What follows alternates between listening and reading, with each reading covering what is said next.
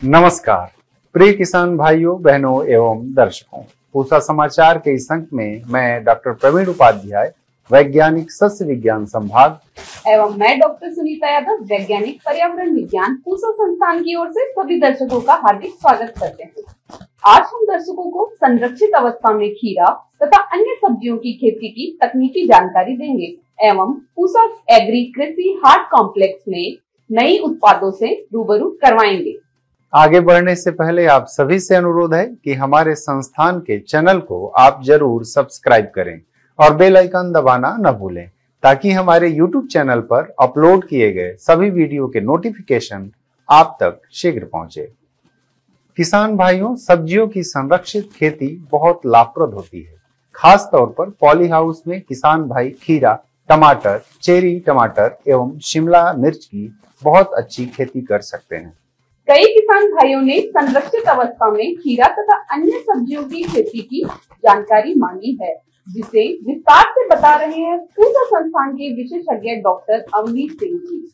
नमस्कार किसान भाइयों, आज हम संरक्षित कृषि के बारे में आपको बताना चाहेंगे। देखिए, संरक्षित कृषि जो है एक इंश्योरेंस एग्रीकल्चर है। मतलब अगर इसमें जो भी कुछ लगाएंगे उसमें होगा ज़रूर। जबकि खुले खेतों में या बाहरी खेतों में या ओपन में अगर हम बात करें तो उसमें हम इंश्योरेंस की बात नहीं कर सकते। जैसा कि आप देखते हैं जैविक और अजैविक कारक हमारे परिस्थितियों में बहुत ज़्यादा हो चुके हैं, क्लाइमेट चेंज हो चुका है। तो बिन बुनाए जो है, बारिश है, ओला है, पाला है, उसके बाद आपका कीड़े हैं, मकोड़े हैं, पशु है, पक्षी हैं, ये सारे बिन बुलाए कभी भी हमारे खुले खेतों में अटैक करते हैं और नुकसान करते रहते हैं। जबकि इनका अटैक हमारे संरक्षित कृषि संरचनाओं में नहीं होता। जैसे कि आप देख रहे हैं कि हमारे संरक्षित कृषि प्रौद्योगिकी केंद्र में के पॉली हाउस बने हुए हैं और लो टनल हैं और नेट हाउस हैं, मल्चिंग है, ड्रिप इरिगेशन है। ये सब तकनीकें ऐसी हैं जो संरक्षित खेती को बढ़ावा देती हैं और इससे अधिक से अधिक हम उत्पादन प्राप्त करते हैं।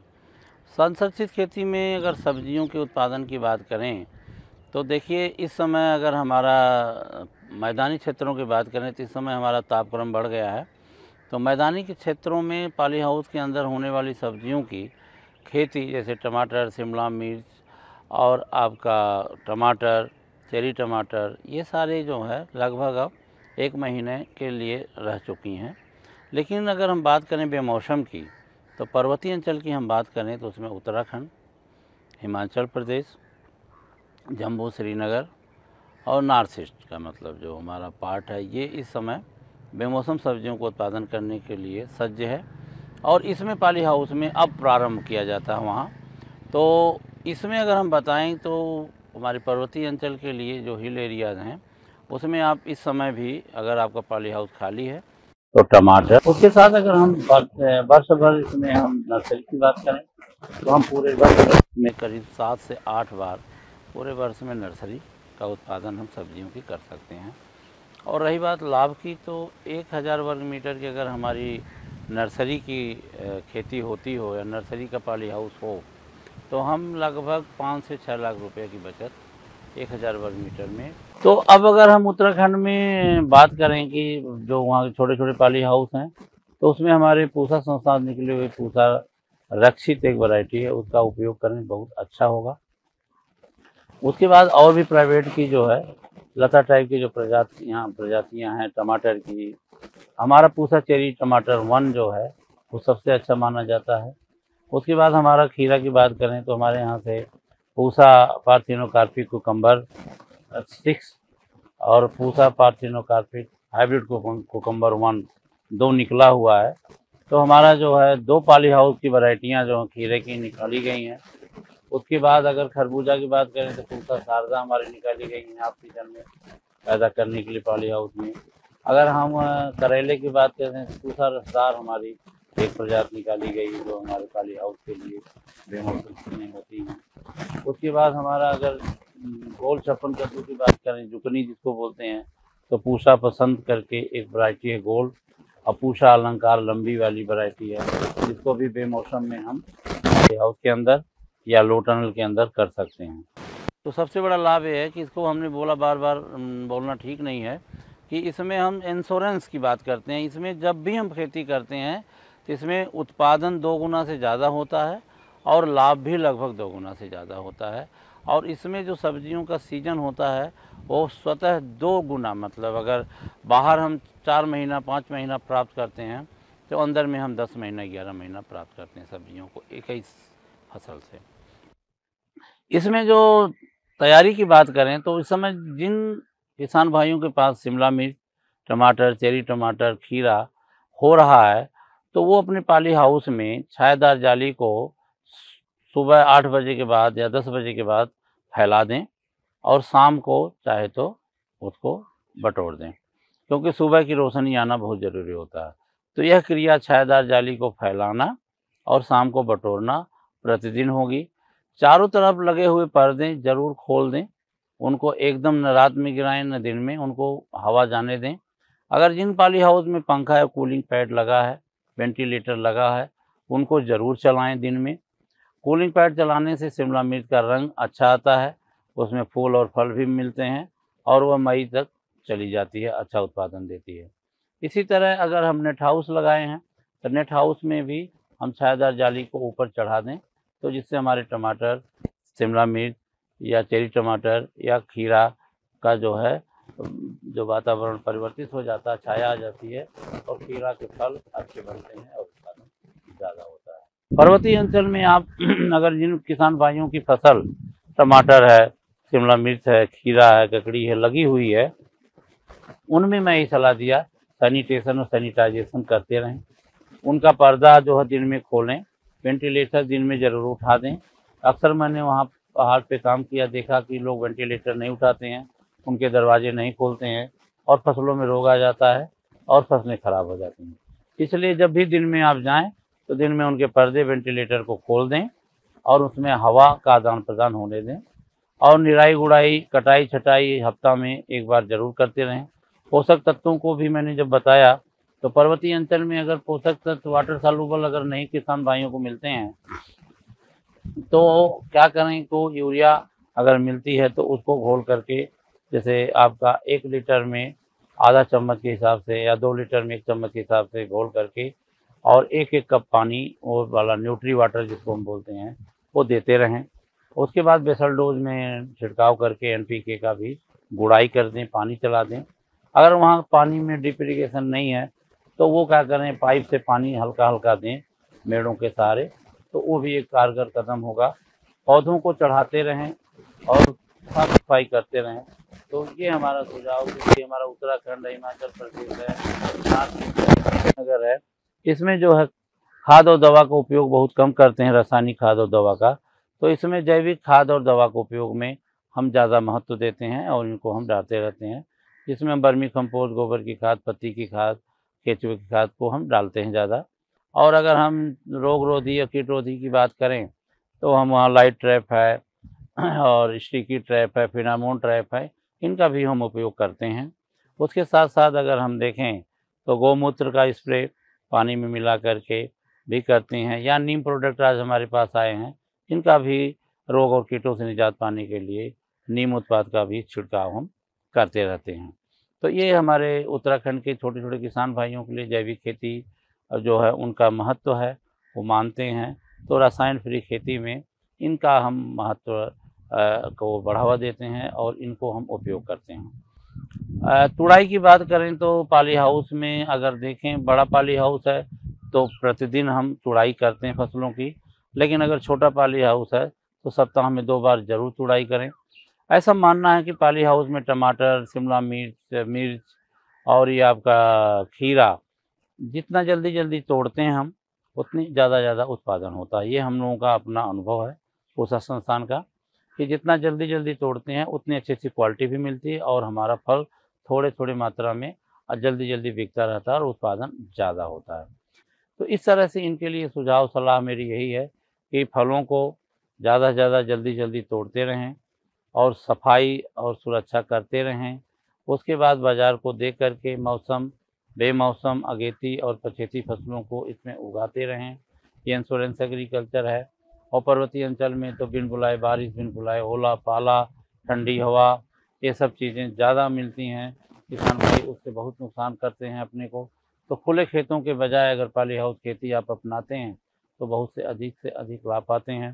सब्सिडी की बात करें तो इसमें सब्सिडी का बहुत ज़्यादा भूमिका है। ये अपने जिला उद्यान अधिकारी से आप संपर्क करके 50 से 60% की सब्सिडी पॉली हाउस बनवाने पे प्राप्त कर सकते हैं। इसी तरह लो टनल में भी 40,000 रुपये की लगभग सब्सिडी है। मल्चिंग पे सब्सिडी है, वाटर हार्वेस्टिंग बनाने पे सब्सिडी है, नेट हाउस बनाने पे सब्सिडी है, ड्रिप इरिगेशन लगाने पे सब्सिडी है, फेंसिंग लगाने पे सब्सिडी है। तो ये सारी सब्सिडी कितना मिलेगी एग्जैक्ट हमें तो अमाउंट नहीं पता है, लेकिन जो है वो आप जो जिला उद्यान अधिकारी संपर्क करें या हार्टिकल्चर इंस्पेक्टर से संपर्क करें, वो आपको बता देगा। वो उसके बाद आपके खेत के अनुसार सब्सिडी उनके द्वारा प्रोवाइड दी जाएगी और उसके बाद आपका अच्छा सा खेतीबाड़ी शुरू होकर के अधिक से अधिक लाभ लेंगे। तो पुनः मैं संरक्षित खेती अपनाओ, लाभ कमाओ, इसी नारे के बाद बहुत बहुत धन्यवाद, बहुत बहुत आभार। पूसा संस्थान ने किसानों को सीधे उपभोक्ताओं से जोड़ने और किसानों की आय को बढ़ावा देने हेतु पूसा एग्री कृषि हाट की शुरुआत कर एक नवीन कदम बढ़ाया है, जहां बिना बिचौलियों की भूमिका के उपभोक्ता सीधे किसानों से कृषि उत्पाद खरीद सकेंगे। जी बिल्कुल, यह पूसा एग्री कृषि हाट कॉम्प्लेक्स 2 एकड़ भूमि में फैला हुआ है, जिसमें 60 से भी अधिक कृषि स्टोर बनाए गए हैं, जहां कई किसान भाई और किसान उत्पादक संगठन अपने उत्पादों का प्रत्यक्ष विपणन कर रहे हैं। आइए आपको रूबरू करवाते हैं कुछ नवोन्मेषी किसान एवं उनके उत्पादों से।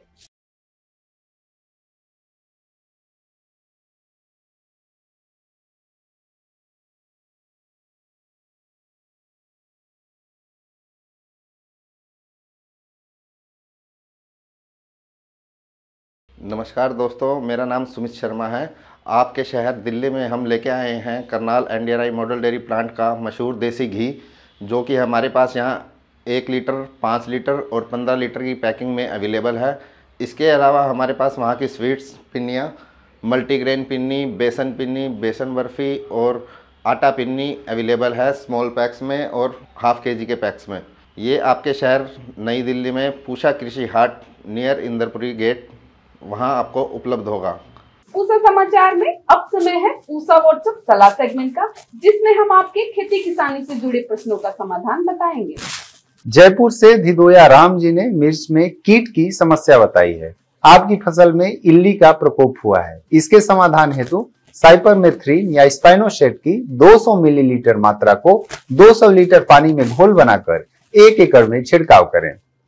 उत्तर प्रदेश से कमालवीर सिंह जी ने तोरी में पत्तियों के पीले पड़कर मुड़ने की समस्या बताई है। आपकी फसल में विषाणु का प्रकोप हुआ है। इसके समाधान हेतु इमिडाक्लोप्रिड की 60 मिलीलीटर मात्रा को 200 लीटर पानी में घोल बनाकर 1 एकड़ में छिड़काव करें। बिहार से कई किसानों ने नींबू के फलों एवं पत्तियों में भूरे एवं उभरे हुए जालीनुमा धब्बे बनने की समस्या बताई है। आपकी फसल में सिट्रस कैंकर रोग का प्रकोप एवं जिंक की कमी हुई है। इसके समाधान हेतु सर्वप्रथम रोग ग्रसित टहनियों को निकाल दें। रासायनिक नियंत्रण हेतु स्ट्रेप्टोमाइसिन सल्फेट की 20 ग्राम मात्रा तथा कॉपर ऑक्सीक्लोराइड की 600 ग्राम मात्रा को 200 लीटर पानी में घोल बनाकर 1 एकड़ में छिड़काव करें। हिमाचल प्रदेश से ईश्वेंद्र सिंह ठाकुर जी ने टमाटर के तने में काला दाग लगकर टूटने की समस्या बताई है। आपकी फसल में फफूंद जनित रोग का प्रकोप हुआ है।